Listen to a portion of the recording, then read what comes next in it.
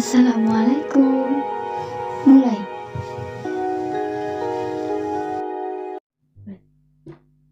Pak Dalang. Iya. Cuek banget sih. Ada apa. Saya ingin bertanya lagi, Pak Dalang. Boleh. Nah, niki Apa? Pertanyaan malam ini atau pertanyaan pada pertemuan kali ini tuh terkait masalah apa? masih dengan Asmaul Husna. Masih dengan Asmaul Husna, boleh. Iya.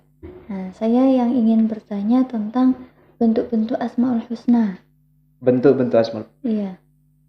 Kalau bentuk-bentuk Asmaul Husna ini variasi sebetulnya ya.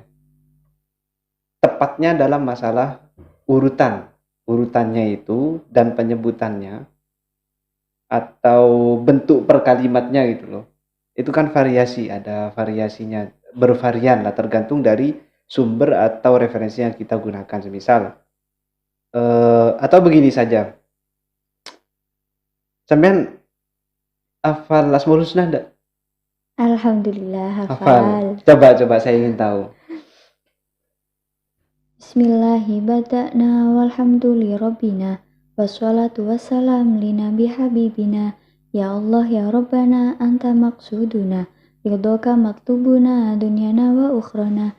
Ya Rahman ya Rahim ya Malik ya Kudus ya Salam ya Mu'min ya Muhaimin ya Aziz ya Jabbar ya Mutakabir ya Khaliq ya Bari ya Musawwir ya Ghaffar ya Qahhar ya Wahhab ya Razaq ya Fattah ya Alim ya Qabid ya Basit ya Khafid ya Rafi' ya Mu'iz ya Mudhil ya Sami' ya Bashir ya Hakam ya Adalu ya Latifu ya Khabir ya Halim ya Azim ya Ghafur ya Syakur ya Ali ya Kabir ya Hafiz ya Muqit ya Hasib ya Jalilu ya Karim ya Raqib ya Mujib ya Wasi' ya Hakim ya Wadud ya Majid ya Ba'its ya Syahid ya Haqqu ya Wakilu ya Qawi ya Matin ya Wali ya Hamid ya Musyi ya Mubadi ya Mu'id ya Muhyi ya Mumitu ya Hayyu ya Qayyum ya Wajid ya Majid ya Wahid ya Ahad ya Somad ya Qadir ya Muqtadir ya Muqaddim ya Muakhir ya Awal ya Akhir ya Zahir ya Batin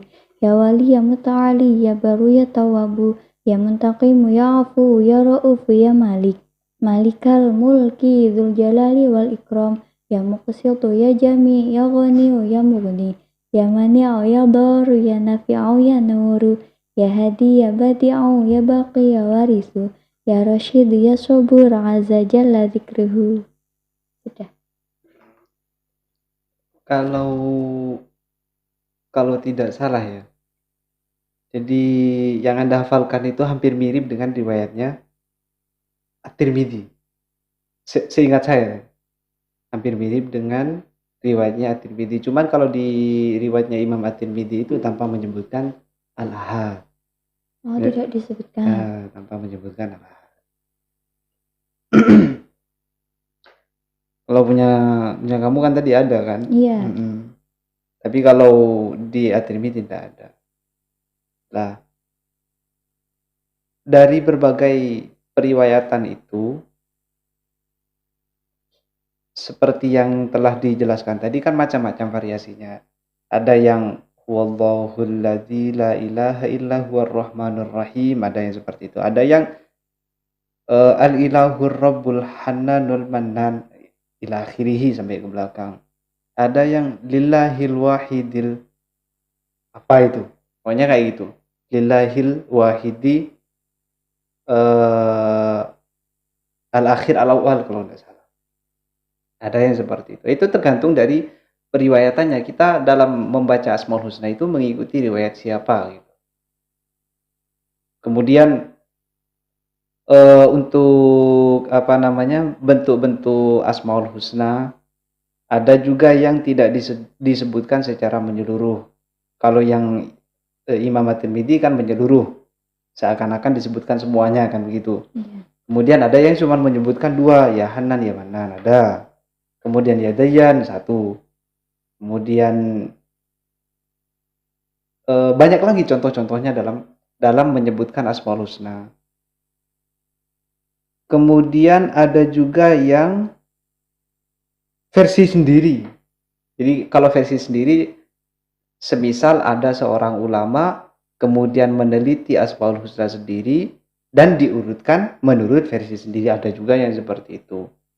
Alhasil kesimpulannya, kalau kita mengikuti bentuk atau penyebutan yang sesuai dengan al-hadis, ya mirip seperti yang Anda hafalkan tadi, Turmuzi. At-Tirmidzi, cuman tanpa menyebutkan kalimat al-ahad. Kalau yang contoh daripada versi sendiri, semisal penyebutan yang diurutkan sesuai dengan urutan surat Al-Quran. Surat Al-Quran ini kan pertama surat Al-Fatihah kan ya. Di dalam Al-Fatihah itu ada 5. Ada nama Allah, kemudian Ar-Rahman, Ar-Rahim, Rabbun, Rahman, Rahim, kemudian Malik. Ada 5. Kemudian di Al-Baqarah diteliti lagi ada berapa. Kemudian di Ali Imran diteliti lagi ada berapa. Kemudian diurutkan, diajarkan. Tergantung daripada versi ataupun referensi dari sumber yang kita anut. Mau ikut hadis silahkan, mau ikut yang versi ulama sendiri ya silahkan. Tapi kalau saya pribadi saya lebih mengikut pada versi yang telah diajarkan dan diijazahkan oleh guru saya. Tentunya tidak sama dengan versi yang kamu hafalkan itu. Tiap versi itu jumlahnya 99. Cuma runtutannya yang beda. Kemudian ada juga yang apa namanya ya? Boleh jadi kita katakan antar satu riwayat dengan riwayat yang lain itu sebetulnya saling melengkapi. Di satu riwayat tidak menyebutkan al-kafi, tetapi di riwayat yang lain menyebutkan al-kafi. Secara kesimpulan loh ya, Asmaul Husna itu bisa kita petakan menjadi 2. Ada yang Asmaul Husna memang disebutkan oleh al-hadis, riwayat-riwayat hadisnya Nabi. Kemudian ada juga Asmaul Husna yang di luar itu, sehingga ketika kita jumlah bisa lebih dari 99. Tapi ada juga ulama yang mengatakan 80 kalau tidak salah. Ada juga yang seperti itu, tapi ini termasuk pendapat yang aneh. Barangkali 90% tidak ada kesempatan untuk kita mengikuti qaul tersebut atau pendapat tersebut.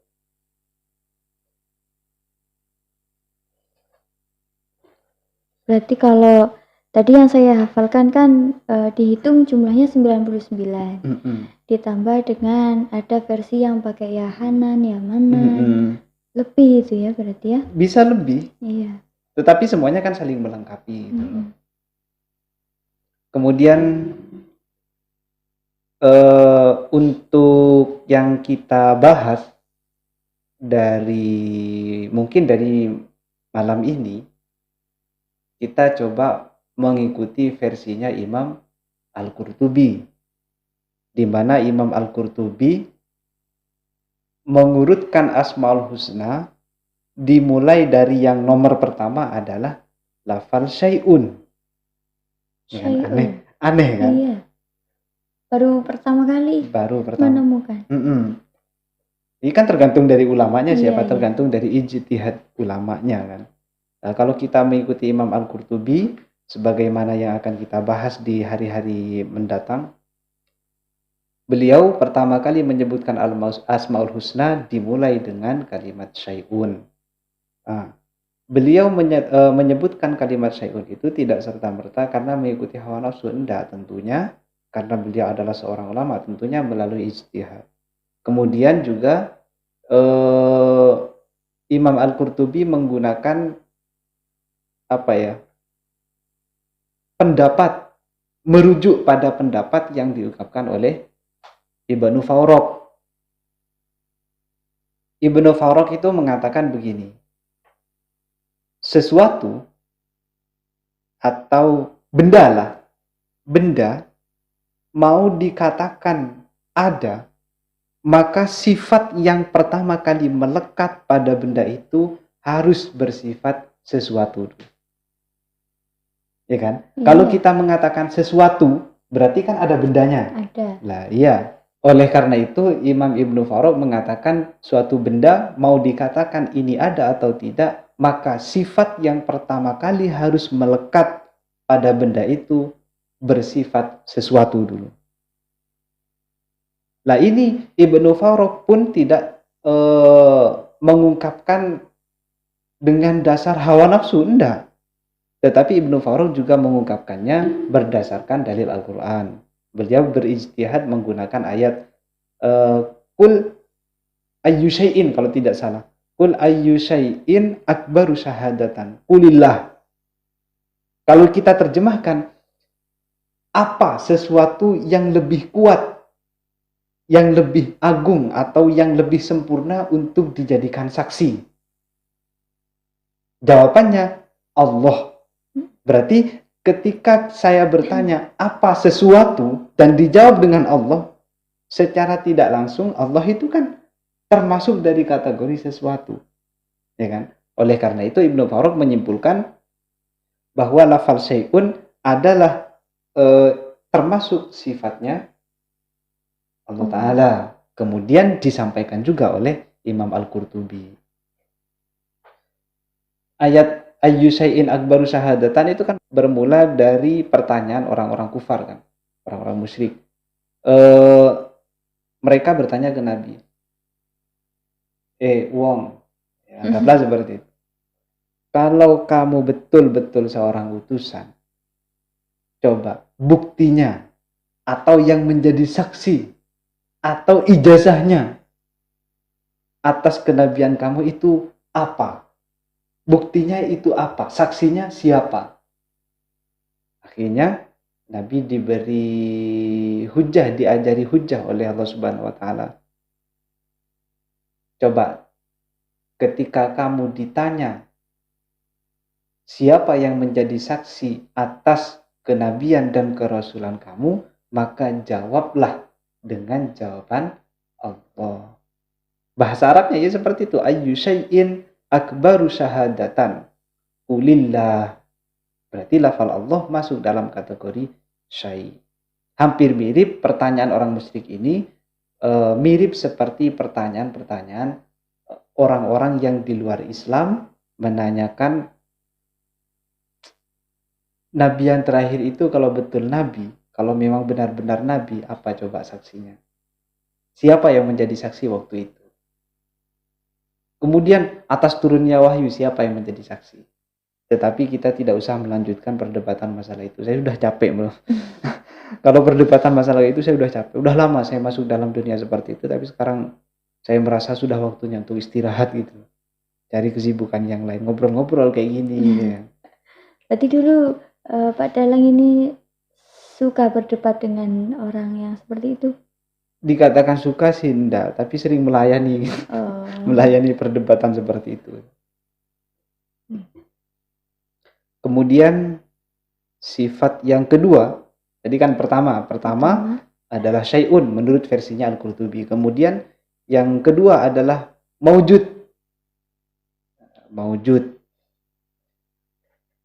Sifat yang kedua ini beliau mencatatnya juga tidak berdasarkan hawa nafsu, tetapi beliau mencantumkan lafal maujudun sebagai bagian daripada Asmaul Husna setelah beliau berijtihad, setelah beliau meneliti di dalam Al-Quran, seperti surat An-Nur kalau saya tidak salah. Wa wajadallaha indahu fawafahu hisabahu, kalau saya tidak salah seperti itu. Di dalam Al-Quran menyebutkan kalimat wajada dengan sigat madi, kemudian diijtihadi oleh Al-Qurtubi sehingga muncul bentuk yang lain, yakni isim maf'ulnya dengan bentuk maujudun. atau bahasa lainnya dalam ilmu tauhid lah dikenal juga dengan kalimat wujud. Wujud dan maujud kan sama saja. Sekalipun maujud masih menimbulkan perdebatan di kalangan ahli teologi, tetapi tidak terlalu berdampak besar pada status maujudun, bahwa lafal tersebut masuk daripada Asmaul Husna atau juga masuk dari sifatnya Allah Subhanahu wa taala. Lah, kalau kita gabungkan dengan sifat yang pertama, yakni syai', berarti suatu benda itu ada pertama kali harus disifati dengan syai'. Kemudian setelah disifati dengan syai', baru disifati dengan wujud. Wujud yang berarti ada, atau bentuk lainnya adalah maujud. Lah, terkait masalah wujud, ada. Kalau di ranahnya teolog atau mutakallimin, ahli akidah, ini pun wujud pengertiannya loh ya, masih menimbulkan banyak perdebatan, sehingga masuk dalam ranah juga, ranahnya filsafat, debating, ada dan tidak ada. Tetapi kalau kita persempit pembahasan itu, yang kita bahas ini kan Allah Subhanahu wa taala, ya kan? Artinya Allah itu maujud, atau Allah itu wujud, atau bahasa Indonesianya Allah ada. Lah, tolak ukur ada atau tidak adanya Allah ini bukan diukur dengan panca indera kita. Jadi tidak bisa kita menyimpulkan karena Allah tidak terlihat kemudian kita simpulkan tidak ada, karena tidak bisa disentuh kemudian disimpulkan Allah itu tidak ada. Tidak bisa seperti itu. Satu contoh bahwa sesuatu yang tidak bisa disentuh oleh panca indera sebetulnya ada. Contohnya seperti vitamin C atau jeruk. Jeruk itu mengandung vitamin apa? Ada vitaminnya enggak? Iya, vitamin C. Ada. Ada. Seperti apa? Bisakah Anda membuktikan dengan panca indera bahwa vitamin C itu ada? Atau contoh lain seperti begini. Coba Anda pergi ke taman dan rasakan. Mesti kesimpulan akhirnya 90% Anda akan mengatakan taman ini indah. Bisakah Anda menunjukkan keindahan itu yang mana? Dengan panca indera Anda, baik disentuh, dilihat, atau dicium, bisakah Anda membuktikan bahwa indah itu ada? Dengan panca indera loh ya. Penglihatan. Kan kalau taman kan karena bunga-bunganya yang indah. Coba kamu ambil bunganya. Indah enggak? Enggak bakal kalau cuman kamu mengambil. Anda misalkan ya, Anda mengambil satu bunga, kemudian Anda lihat, tidak akan bisa Anda mengatakan bahwa bunga ini itu indah. Paling cuma nyaman dipandang. Nah, untuk menyimpulkan bahwa taman ini indah atau tidak, itu kan kumpulan dari segala sesuatu kan. Kemudian Anda simpulkan bahwa taman ini adalah indah. Sebetulnya indah itu kan ada tetapi tidak bisa dirasakan oleh panca indera, tetapi sebetulnya ada itu. Apa? Metafora, kalau saya tidak salah. Istilahnya itu metafora, sama dengan yang Maha Kuasa. Yang Maha Kuasa itu ada, tetapi tolak ukur keberadaan yang Maha Kuasa itu tidak bisa diukur dengan panca indera. Karena menurut sebagian ulama itu kan keberadaan Tuhan itu kan mutlak. Sementara kita tidak mutlak. Kalau ternyata Tuhan ada dan bisa diukur dengan panca indera, berarti keberadaan Tuhan itu tidak mutlak. Selanjutnya, salah satu hal yang paling yang harus kita ketahui, salah satu syarat untuk menjadi Tuhan, salah satu yaitu adalah esa, tunggal, distinct. Kemudian tidak memiliki persamaan dengan hal apapun, unik. Ya. Kemudian universal, menyeluruh. Dan dibutuhkan seluruh sesuatu yang ada di alam ini, universal. Pas nggak dengan surat Al-Ikhlas? Qul huwallahu ahad. Ahad. Lam yalid wa lam yulad wa lam yakul lahu kufuwan ahad. Qul huwallahu ahad, Allahus somad. Ahad esa, as-somad universal. Lam yalid wa lam yulad wa lam yakul lahu kufuwan ahad, laisa kamitslihi syai'. Jadi tidak ada sesuatu yang menyerupai dengan yang Maha Kuasa, dengan Allah Subhanahu wa taala. Sehingga kalau semisal pada akhirnya Tuhan kita dapat disentuh, dapat dilihat, maka jelas itu bukanlah Tuhan, atau tidak layak untuk diangkat menjadi Tuhan. Makanya Imam Al-Ghazali itu kan pernah berpesan, kamu mengembara sana, cari Tuhan semau kamu, sesuka kamu, semampu kamu. Tapi ingat, ketika kamu bertemu dengan Tuhan, maka yakinlah yang kamu temui itu sebetulnya bukanlah Tuhan. Paham ya? Jadi keberadaan yang Maha Kuasa tidak bisa diukur dengan panca indera. Wassalamualaikum. Selesai.